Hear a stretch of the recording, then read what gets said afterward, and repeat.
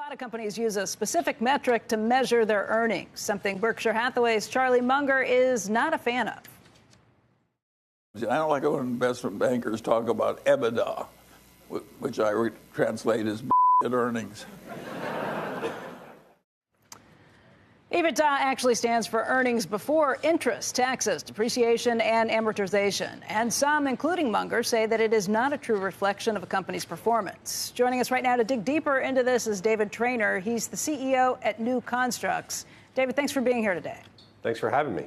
Let's talk about how you look at earnings and how you kind of pull some of these things out to come up with a rating system.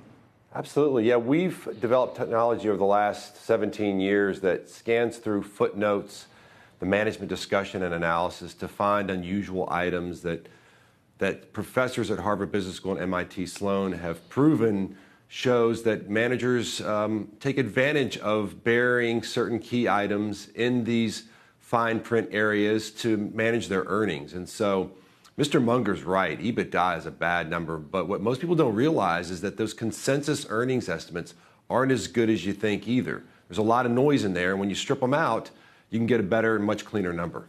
You know, the argument for either EBITDA or for one-time charges and looking at a consensus number that doesn't take some of those charges and gains into account is that you really want to know the ongoing performance of a company.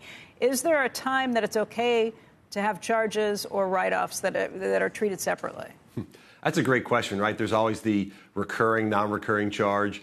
And philosophically, there's really not a right answer, because at what point does the recurring charge or non-recurring charge become recurring? It's a hard question. But I think, no, you're absolutely right, Becky. Like at the end of the day, what we want to understand is the core profitability of the business. And that's what we've designed our technology to focus on, core earnings, so that people can understand exactly what they can expect the profitability of the business to be.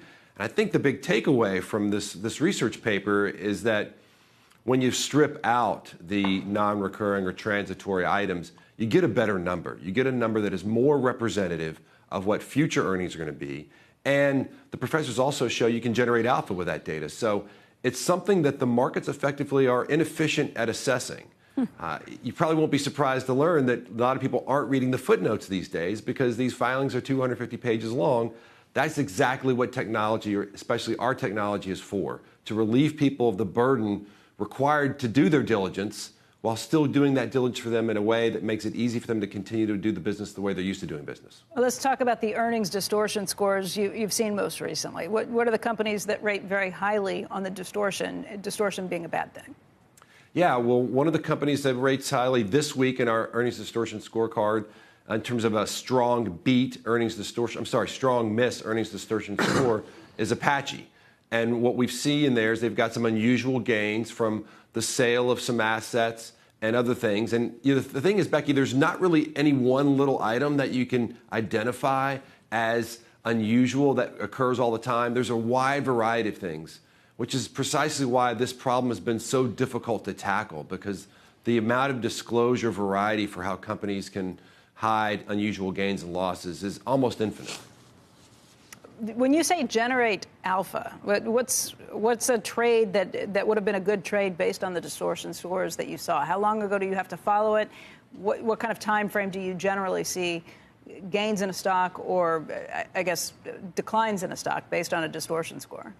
There's two approaches here. First, Harvard Business School and MIT Sloan designed a long-short portfolio that went long the companies with the most understated earnings, or where the adjustments or unusual items were causing the earnings to be understated relative to real core earnings. And they went short the companies with the most overstated earnings, or the companies that had the most unusual gains propping up their unadjusted earnings. And that was a portfolio that they would turn over around once a year, right, based on the 10K data. And that's how they were able to show that markets are inefficient and analysts were inefficient in impounding this information in that portfolio. On a shorter term basis, we have created this earnings distortion score, which is based on the exact same methodology in terms of the math that the Harvard Business School and MIT Sloan professors use to develop their long-short portfolio.